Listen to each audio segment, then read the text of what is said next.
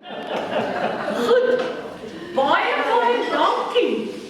Dat julle vir ons sê, ek sien dit lê buite by die krante. Ek hoop julle sê dankie Vader.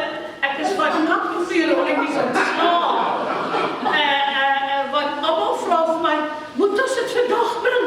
Ek kan nie myne vandag bring nie. Julle, ons gaan dit 'n deurlopende projek maak op tye wanneer ons pas. Ons gaan dit 'n kuier doen met koffie en tee, beskuit. Ons gaan sit en wat ook al, en ons gaan skere bring. Dit werk so, ek het myne nou nie die regte, maar ek dink julle snap. O, hier is my letterlik net nog ekstra. Kan julle sien? Ja, nee, ek moet nie mors nie. Jy gaan nou weet dat hierdie vroue te veel geld. Nee, sy moet die goedjies meer gebruik. Goed, hier het ek nou 'n stukkie per ongeluk te groot gesny, soos julle sien.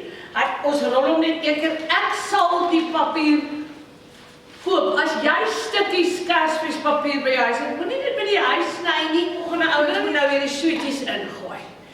Ek sal individuele toegedraaide sweeties koop. Nou is ek net bang, ons koop dit nou al in die goed raak taai of die goed raak. Maar julle sien, dis net die gedagte wat kyk hoe klein is dit.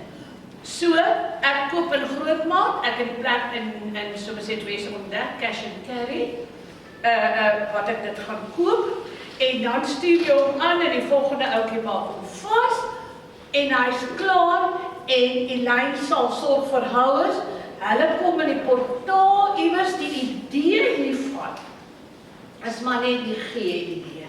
Dis die G-idee, dit is, dat lyk hy nou so, met sy strikketjies, en as ons die twee opvoerings die aard het, is die idee maar nou net dat 'n kind of 'n ou mens of wie ook al dit vir hulle identifiseer.